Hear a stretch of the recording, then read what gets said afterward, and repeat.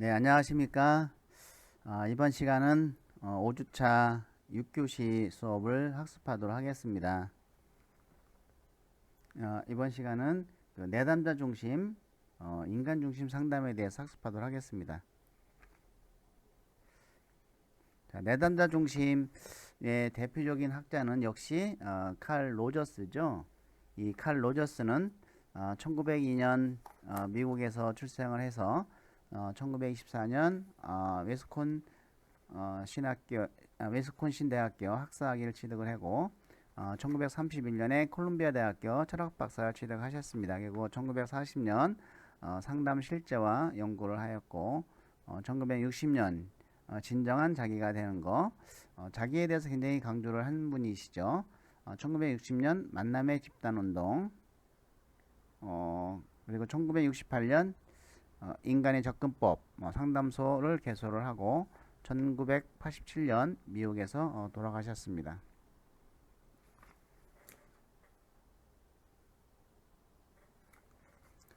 로저스의 사람중심 이론의 계열을 살펴보면은 로저스는 어떤 종기적이며 엄격하지만 이런 사랑이 있는 가정에서 태어나 성장하였습니다.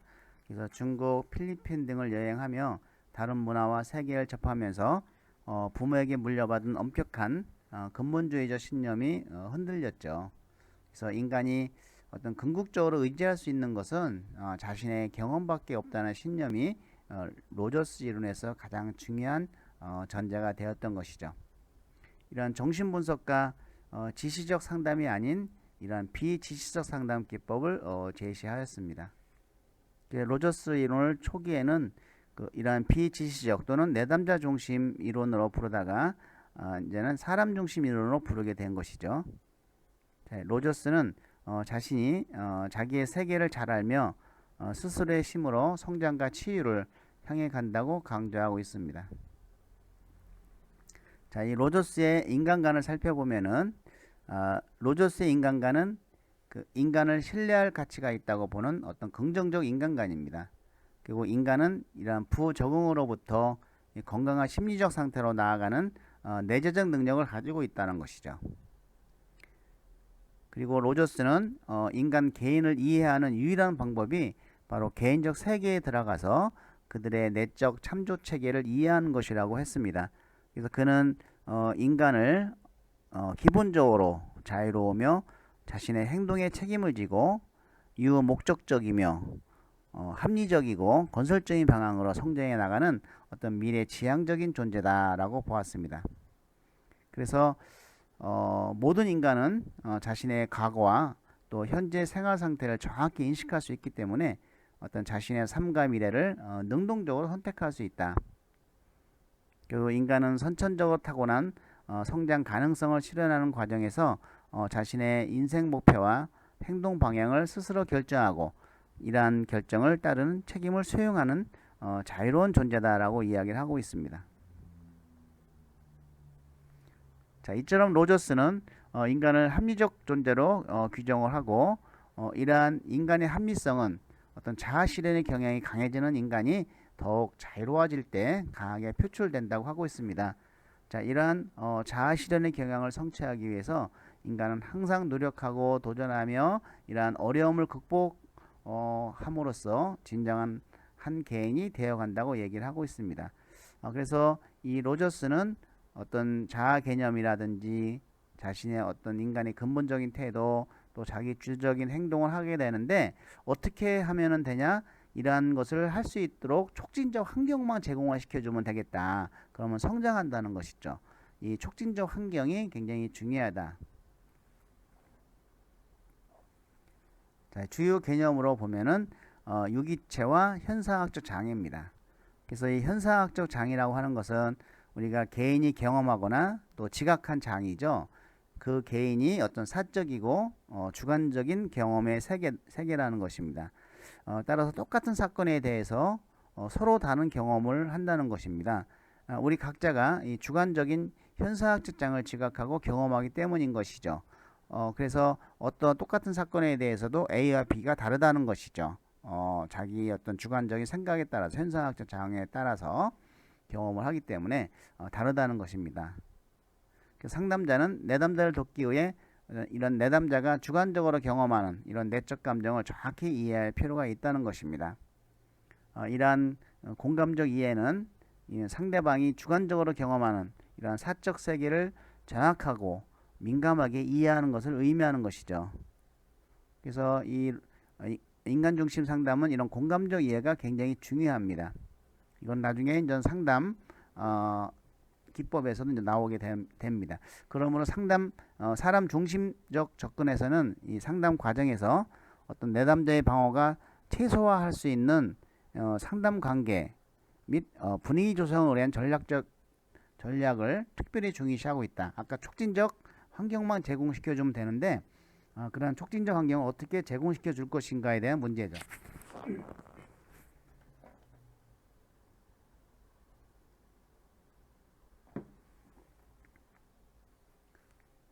자, 주요 개념으로는 자기가 있는데 이 로저스 이론의 가장 중요한 개념이 이 자기라는 것이죠. 이 자기 개념은 현재 자신이 어떤 존재인가에 대한 자신의 개념으로 자기 자신에 대한 자기상이라고 볼 수 있습니다. 그래서 자기 개념은 현재 자신의 모습에 대한 인식, 즉 실제적 자기와 앞으로 자신이 되기를 원하는 모습에 대한 인식, 즉 이상적 자기로 구성되어 있습니다. 그래서 다음 그림에서처럼 내가 좋은 사람이라고 생각해 라는 자기상이 그 자기 개념인데 이것은 실제적 자기와 자기 가치에 의한 이상적 자기로 구성이 됩니다. 자, 이렇게 자아상은 나는 내가 좋은 사람 생각해. 이게 이제 자아상이고 자기 개념인데 이것은 자기 가치와 관련된 것이죠. 나는 나 자신에 대해 기분이 좋아 라는 가치를 가지고 이상적 자 나는 좋은 사람이 되고 싶어 이런 것이죠.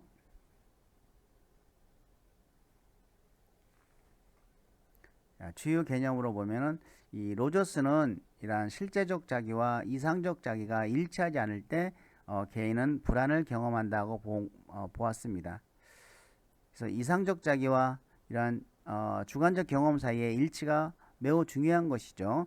자기가 되고 싶은 이상적 자기와 내가 실제로 경험하고 있는 것이 매우 중요하다. 이 양자가 일치할 경우는 굉장히 적응적이죠. 그리고 건강한 성격을 갖게 됩니다. 이러한 경험에 개방적이며 충분히 기능을 발휘할 수 있는 상태라고 할 수 있습니다. 반면에 자기의 이상적 자아와 이런 주관적 경험이 이 불일치가 심할 경우에는 부적응이라고 하는데 이때에는 어떤 방어적이고 병적인 성격을 갖게 된다는 것이죠. 자, 로저스는 이런 기본적인 방어 기제로 우리가 왜곡과 부인을 제시하였고요. 경험의 왜곡은 받아들이기 어려운 경험을 자신의 현재 자기상과 일치하는 형태로 변형해서 받아들이는 것을 의미합니다. 또 부인은 이러한 의아한 경험이 의식화되는 것을 회피함으로써 자기 구조를 유지하는 것을 말하는 것이죠. 자, 예를 들어서 직장에서 부당한 대우를 받아도 화를 내지 못하는 것은 내가 화를 내면 사랑받지 못한다는 일단 부모의 믿음이 내재됐기 때문에 이것이 이제 직장에 가서도 이런 형태가 이제는 나오는 것이죠. 자, 세 번째 자기 실현 경향이라고 하는 겁니다. 이 자기 실현 경향이라고 하는 것은 어떤 유기체가 자신을 고양시켜주는 방식들로 모든 역량들을 발달시키려는 선천적 경향인 것이죠. 그래서 인간은 성장과 자기 증진을 위해서 끊임없이 노력하며 그 노력 과정에서 어떤 직면하게 된 고통이나 이러한 성장 방해 요인을 극복할 수 있는 이 성장 지향적 유기체라고 보았습니다. 그래서 모든 인간은 자기 실현 욕구가 이런 기본적인 행동 동기다 이렇게 보고 있어요. 그래서 이런 자기 실현이 실현시키기 위해서는 그것을 실현시킬 수 있는 촉진적 환경만 제공해 주라라는 것이죠. 자기 실현 과정은 자신을 창조하는 과정이기 때문에 이러한 과정을 통해서 모든 인간은 삶의 의미를 찾고 또 주관적 자유를 실천해 감으로써 점진적으로 완성되고 있는 것입니다. 네 번째, 충분히 기능하는 사람입니다. 충분히 기능하는 사람은 자기와 체험이 일치해서 심리적으로 건강한 사람을 말합니다. 체험 개방성, 어떤 실존적인 삶, 유기체 신뢰, 자유의 느낌, 창의성 등의 특징을 지닌 사람이 이제 충분히 기능한 사람이다 이렇게 보고 있습니다. 그래서 우리가 이렇게 주요 개념을 설명을 드렸고 이번에는 이제 성격의 이해를 설명을 드리겠습니다. 자, 성격의 구조는 로저스는 인간의 성격을 크게 세 가지 핵심적인 요소, 즉 유기체, 현상학적 장, 자기로 구분했다. 요것을 우리가 좀 기억을 해줬으면 좋겠고, 이러한 유기체라고 하는 것은 한 개인의 전체를 의미하죠. 그래서 우리 인간은 이 경험에 대해서 유기체적으로 반응한다 라는 것입니다.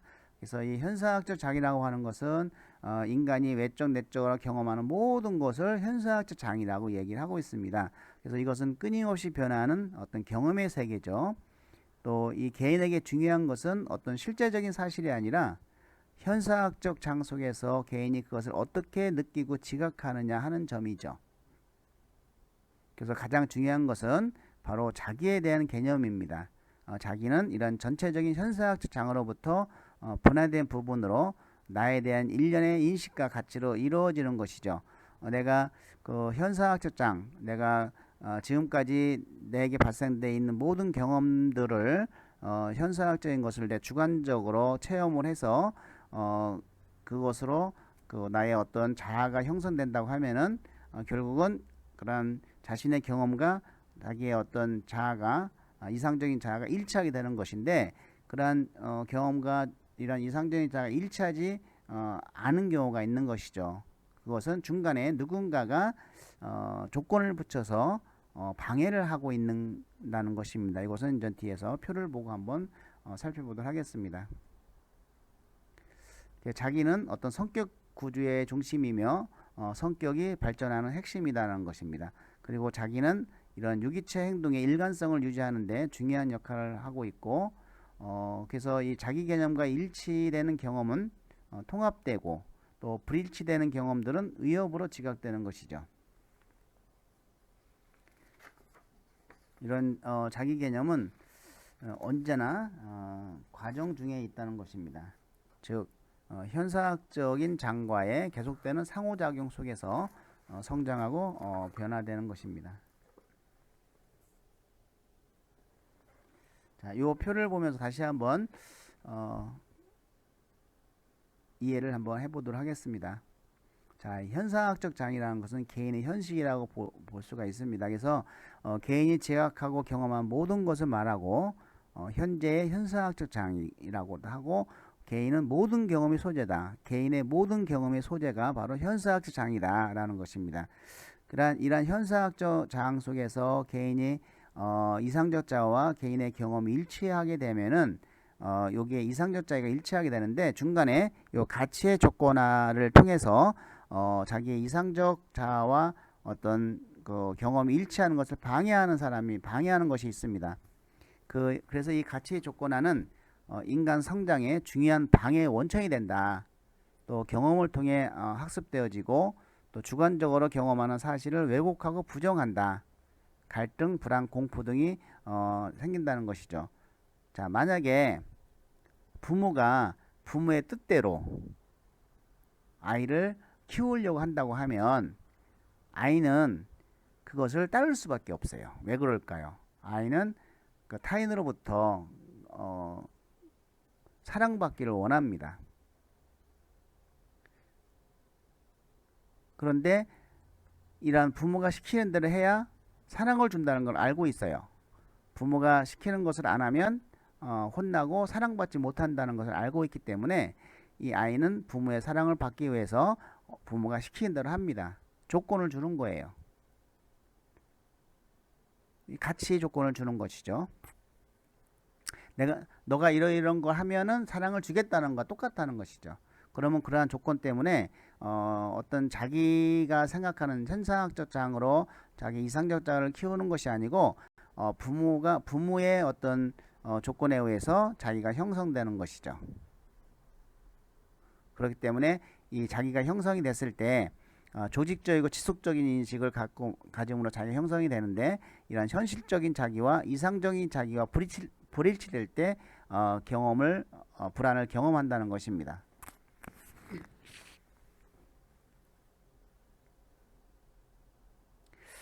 그래서 이 자기 구조와 이 주관적 경험 사이의 일치가 매우 중요하다는 것입니다.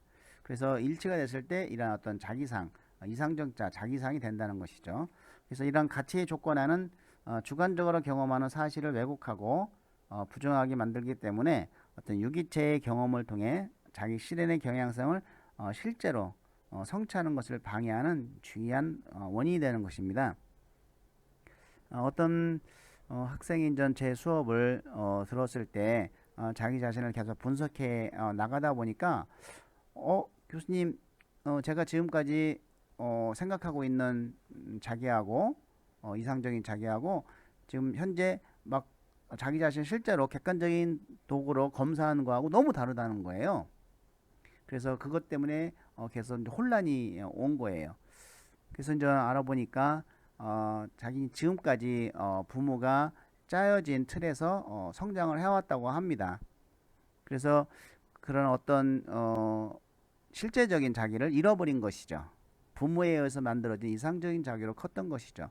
그래서 이걸 이제 지금 실제적인 자기를 찾으려고 하다 보니까 그 이상적인 자와 어떤 현실적인 자기가 너무 차이가 나는 거예요.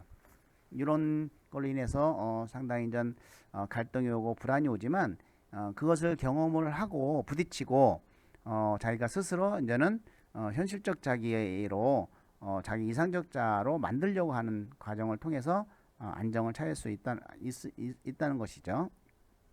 결국은 경험의 불일치로 만들어진 이상적 자를 이제 현실적 자와 일치시키는 작업을 해야 되는 것이죠. 그래서 로저스는 어떤 개인의 현상학적 자기에 초점을 두고 성격 발달을 논의하고 있는 것입니다. 자기 개념을 획득해가는 주요 단계에 대한 어떤 구체적인 시기를 언급하지는 않았습니다. 다만 유학이나 아동기 초기에 이런 타인의 평가가 자기 개념의 긍정적 또는 부정적인 발달을 촉진시킨다고 하였습니다. 그래서 인생의 초기 단계에서는 이 자기라는 것이 존재하지 않으며 단지 포괄적이고 분해되지 않는 이런 현상학적 장만이 존재하는 것이죠. 그래서 자기 개념은 이 현상학적 장을 구분하는 과정에서 출현하는데, 어떤 것은 자기 것으로 인식되고 또 다른 어떤 것은 자신이 아닌 것으로 인식하는 과정에서 자기가 발달돼 나갑니다. 그래서 자기가 처음 형성될 때 이러한 유기체적 평가 과정에 의해서 지배를 받게 되는데요. 이 아동이 발달함에 따라서 자신에 대한 어떤 외부 세계의 평가를 받아들이게 되는 것이죠. 이것이 이제 가치의 조건을 부여를 받게 되는 것입니다. 그럼으로써 유기체적 가치 부여 과정에 점진적 변형이 이루어진다고 볼 수가 있습니다.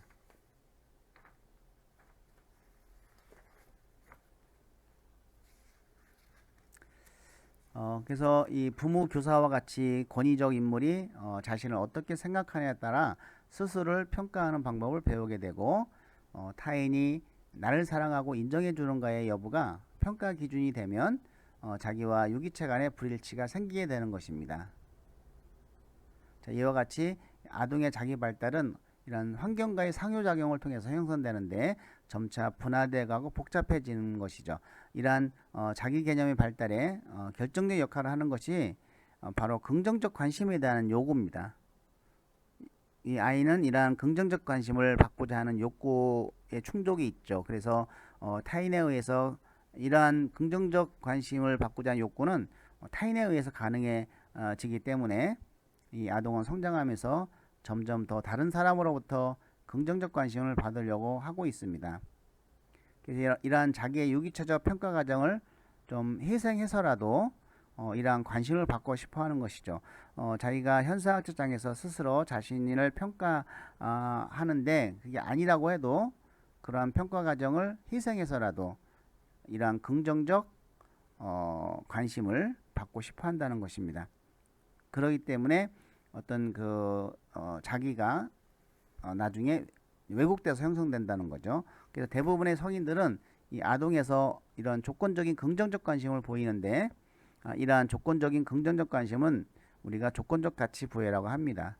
그래서 이 상담 방법에서 우리는 조건적 긍정적 관심이 아니고 무조건적인 긍정을 해라는 겁니다. 조건을 주지 말고 무조건적인 긍정을 해라 라는 것이죠. 자, 이것은 전 아동이 타인의 기대에 따라 행동함으로써 칭찬받고 주의를 끌며 또 인정이나 또 다른 형태의 보상을 받는 상황을 의미합니다. 자, 이와 같이 이런 조건적 가치 부여는 아동의 자기 발달에 지대한 영향을 미친다는 것이죠. 그래서 아동은 타인이 설정한 기준에 맞도록 행동하고 생각하고 또 느낌으로써 타인으로부터 긍정적 관심을 받으려고 합니다. 이러한 타인의 조건적인 긍정적 관심이 아동에게 내면화되어 행동의 기준과 규범이 되는 것이죠. 만약 아동이 이런 조건적인 긍정적 관심을 얻기 위하여 다른 측면들을 무시한다고 하면 자신의 잠재력과의 접촉이 단절되겠죠. 그리고 자기 소외를 경험하게 됩니다. 결국 건전한 성장과 발달은 방해를 받게 됩니다. 그래서 어떤 사람도 이런 조건적 가치 부여, 즉 조건적인 긍정적 관심을 피할 수는 없지만 로저스는 무조건적인 긍정적 관심을 주는 것이 가능하다고 하는 것입니다. 그래서 이러한 관심의 표현은 한 개인을 있는 그대로 수용하고 존중하는 것을 의미한다고 했고, 이러한 무조건적인 긍정적 관심을 주고받을 때 개인은 충분히 기능하는 사람으로 진보할 수 있다. 이렇게 보고 있는 것입니다. 자, 그러면 상담자의 태도는 어떠해야 되는지 살펴보면은 일치성, 진실성이라고 하고, 자, 일치성은 진실하다는 의미입니다. 그래서 상담자는 어떤 거짓된 태도를 보여서는 안 되고 자신의 감정과 행동이 일치해야 된다고 합니다.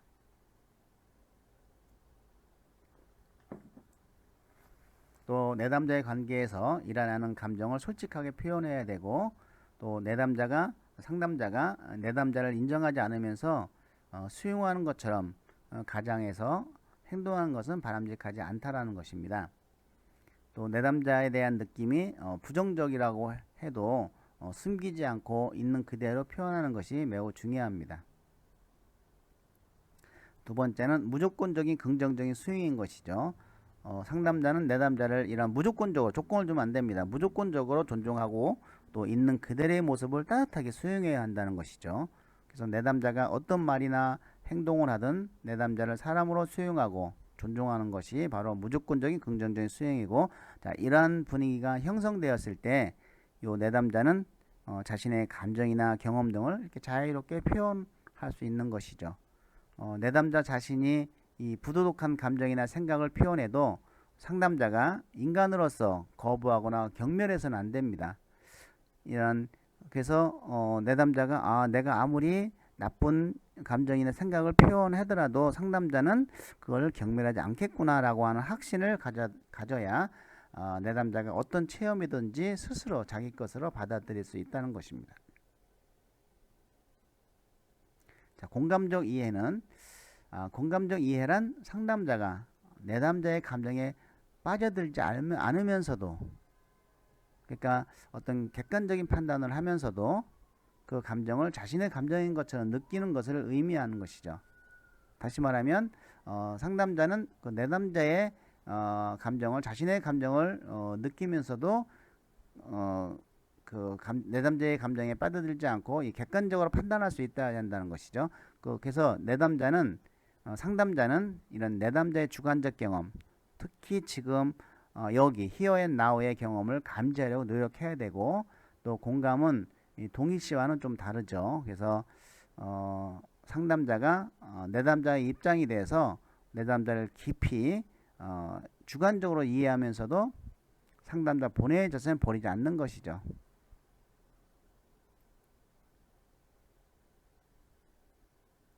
자, 상담 기법을 한번 보면은 무조건적인 긍정적인 존중, 내담자를 하나의 인격체로서 존중하고 그대로의 모습을 따뜻하게 수용하자.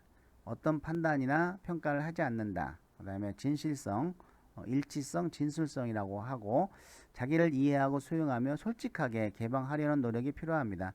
그래서 내담자의 경험에 대해서 상담자가 느끼거나 생각하는 것을 표현하는 거. 또 공감적 이해는 상담자 자신의 감정인 것처럼 내담자의 입장에서 듣고 자신의 이해와 느낌을 표현하면서 반응하는 것이죠. 그래서 이해와 전달이 함께 포함이 될 수 있고 이런 내담자의 주관적인 생각에 상담자는 객관적인 입장에서 적절한 거리두기를 통해서 내담자를 이해하는 것이 필요합니다. 이렇게 함으로써 상담자의 촉진적 태도가 진행된다는 것이죠. 자, 이 상담의 기본 원리는 진실성 첫 번째, 자기 안에 존재하는 다양한 감정과 태도를 기꺼이 말과 행동으로 되기를 바라고 표현하는 거. 그리고 두 번째, 무조건적인 긍정적인 존중. 내담자의 어떤 조건, 행동, 감정과 상관없이 무조건적 가치를 지닌 사람으로 그를 하나의 고유한 인간으로서 따뜻하게 존중하는 것이죠. 그리고 공감적 이해, 내담자가 경험하고 있는 감정과 개인적인 중요한 의미들 상담자가 정확하게 감지하고 또한 상담자가 이해한 것을 내담자에게 전달해 주는 것이죠. 이렇게 함으로써 어떤 결과가 초래되냐면 내담자가 자기를 이해하고 소중히 여기게 되면 내담자의 어떤 자기는 그가 경험하고 있는 현실과 더욱 일치하게 된다는 것입니다. 예, 여기까지 내담자 중심 상담을 학습하였습니다. 예, 오늘 수고 많이 하셨습니다. 다음 주에 뵙도록 하겠습니다.